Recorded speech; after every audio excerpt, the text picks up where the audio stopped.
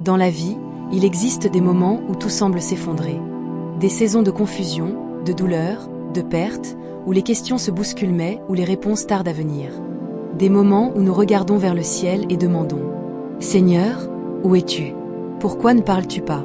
Pourquoi est-ce si difficile d'entendre ta voix maintenant ?» Si tu regardes cette vidéo aujourd'hui, ce n'est pas un hasard. Tu traverses peut-être une tempête intérieure, un combat silencieux, une peur profonde. Et malgré tout, tu veux entendre Dieu. Tu veux comprendre son plan. Tu veux reconnaître sa voix au milieu des bruits de la vie. Dans ce script, nous allons voyager ensemble, pas à pas, à travers la parole, l'expérience, la foi, pour découvrir comment reconnaître la voix de Dieu dans les moments difficiles. Quand tu es épuisé, quand tu es blessé, quand tu te sens seul, quand tu ne sais plus quoi faire, quand le silence de Dieu te semble lourd. Tu vas apprendre à discerner ce qui vient de Dieu et ce qui vient de la peur. Tu vas apprendre à reconnaître la paix, la direction et les signes subtils de sa présence. Et surtout, tu vas comprendre que Dieu parle. Toujours. Même dans les ténèbres.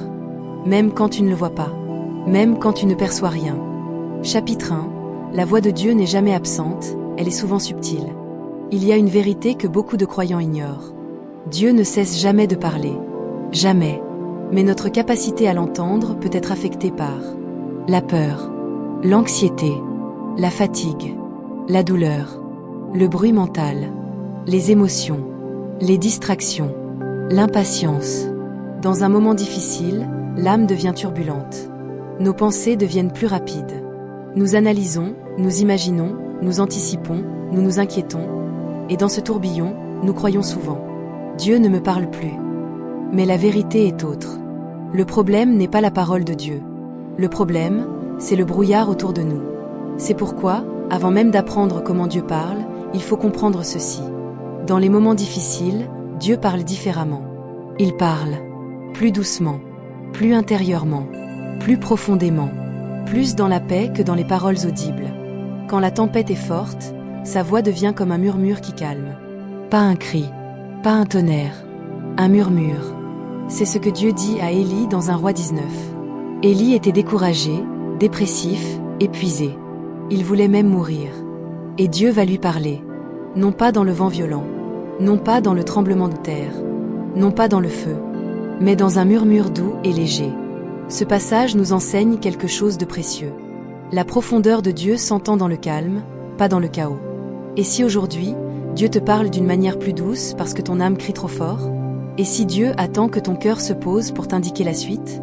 Et si son silence n'était pas un abandon, mais une invitation à t'approcher plus près? Chapitre 2. La voix de Dieu apporte la paix, même quand les circonstances restent difficiles.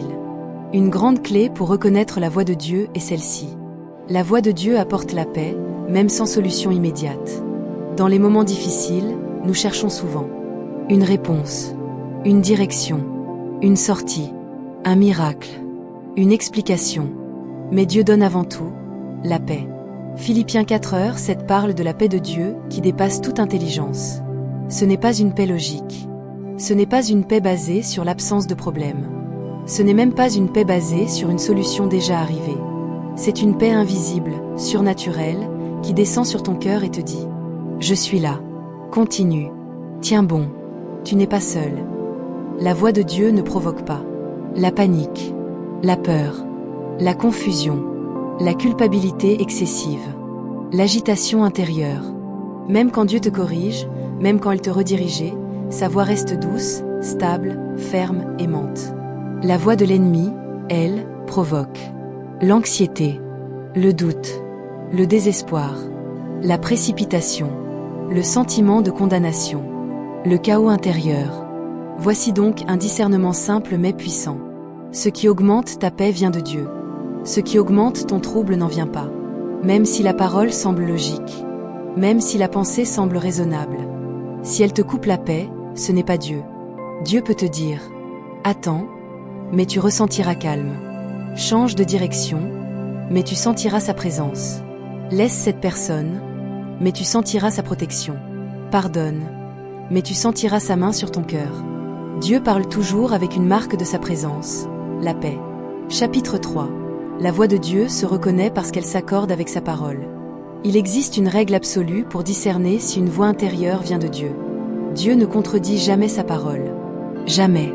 Dieu peut l'expliquer différemment, l'appliquer à ton contexte, la révéler plus profondément, te montrer une direction personnelle. Mais Dieu ne dira jamais quelque chose qui contredit la Bible. Par exemple, Dieu ne te dira pas « Laisse tomber, tu n'y arriveras jamais ».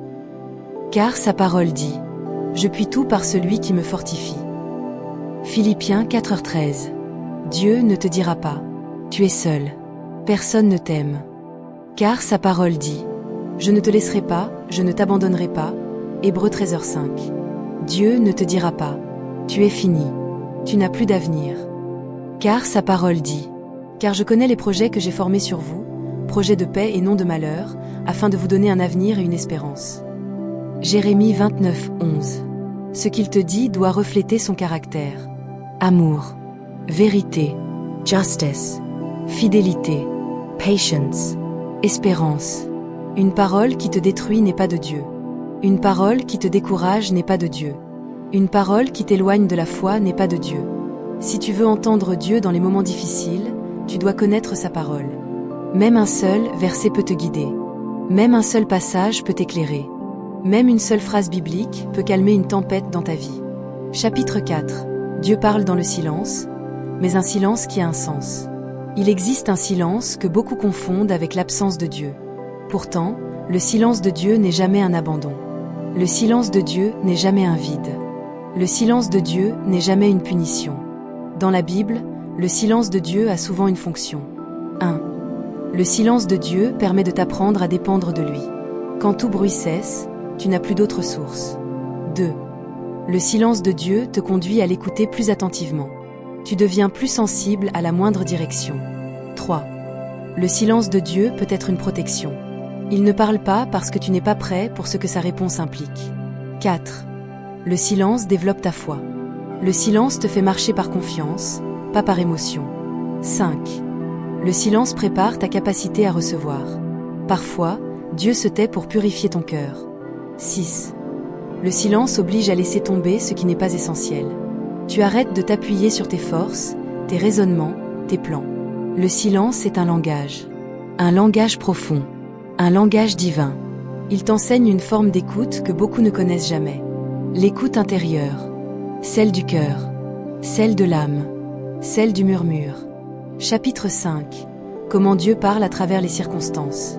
Lorsque tu traverses un moment difficile, Dieu peut utiliser tes circonstances pour te parler. Les situations que tu vis ne sont pas toujours des accidents. Elles peuvent être des messages codés, des directions ou des avertissements divins. 1. Dieu parle quand il ferme une porte. Il existe des portes qui se ferment soudainement. Une relation qui prend fin. Une opportunité qui disparaît. Un emploi perdu. Un projet qui échoue. Une voie qui devient impossible. Beaucoup voient cela comme un abandon. Mais parfois, Dieu ferme une porte pour te protéger. De quelque chose qui n'est pas pour toi. D'une souffrance plus grande. D'un piège. D'un mauvais chemin. Dieu ne ferme jamais une porte sans raison. Même si tu ne comprends pas tout de suite, la fermeture est souvent un acte d'amour divin. 2. Dieu parle par les retards. Un retard n'est pas un refus. Un délai n'est pas un déni. Souvent, Dieu utilise le temps pour t'enseigner 3 choses. L'humilité. Tu apprends que tu n'es pas maître du calendrier. La dépendance. Tu réalises que ton plan n'est pas toujours le meilleur. La préparation. Dieu prépare ton cœur à recevoir ce que tu demandes. Le peuple d'Israël a mis 40 ans pour entrer dans la terre promise. Pas parce que Dieu était lent, parce que leur cœur n'était pas prêt. 3. Dieu parle par les opportunités inattendues. Il existe des occasions qui apparaissent soudainement, sans logique, sans planification. Elles ne semblent pas humaines. Elles semblent orchestrées. Quand une porte s'ouvre sans que tu l'aies forcée. Quand une solution arrive sans que tu l'aies cherchée. Quand une idée apparaît au moment parfait. Ce n'est pas du hasard. C'est Dieu qui murmure. Avance. Je suis avec toi. Chapitre 6. La voix de Dieu dans la conscience, le 12 avertissement intérieur. La conscience est un outil puissant que Dieu utilise. Pas la conscience culpabilisante. Pas la conscience chargée de honte. Mais cette petite voix douce qui dit « Ce n'est pas le bon chemin.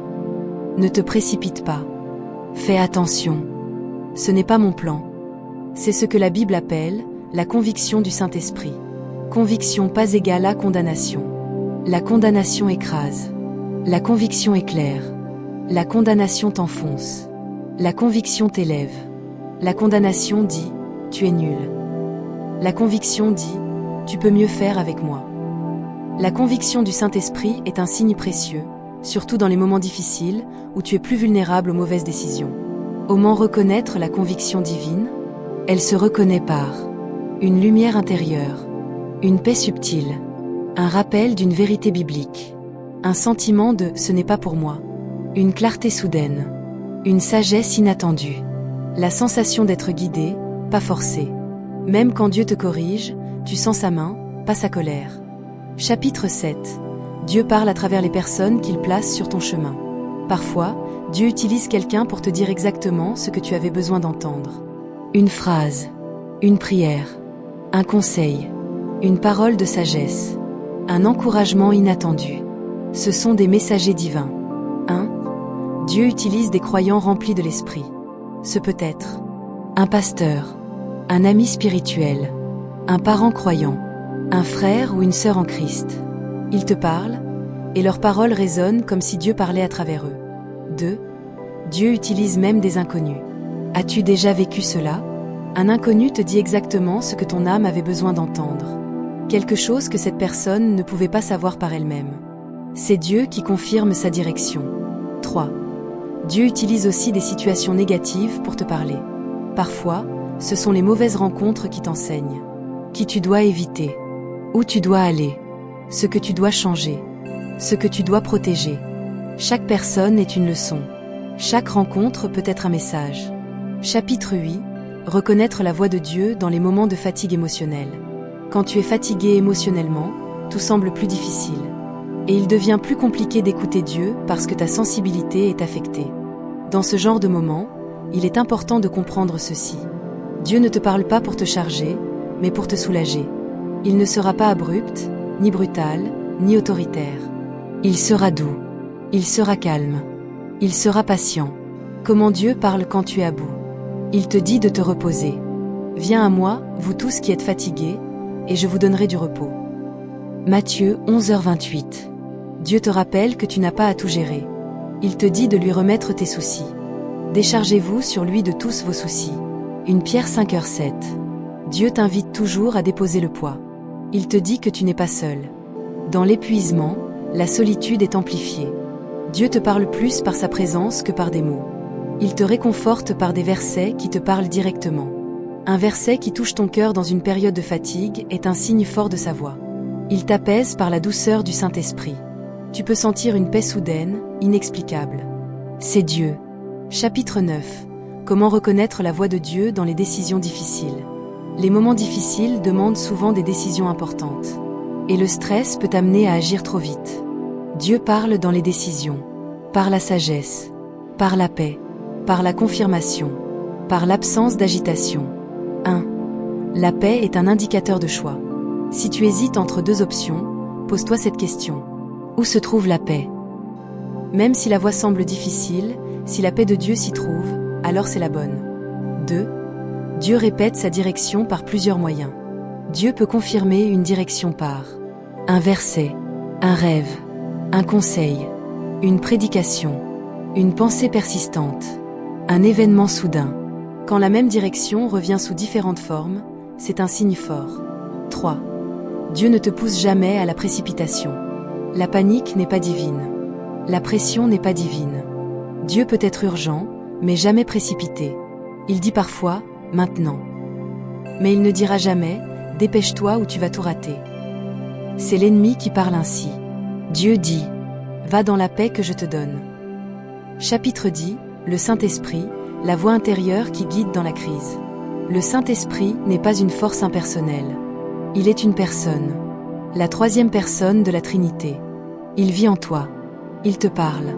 Il te guide. Il t'enseigne. Il te console. Il t'avertit.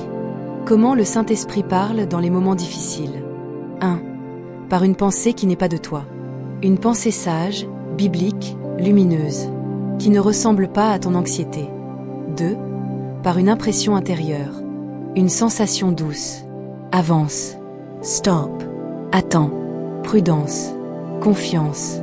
3. Par une paix soudaine. Même au milieu des larmes, tu sens tout à coup une chaleur, un calme. C'est lui.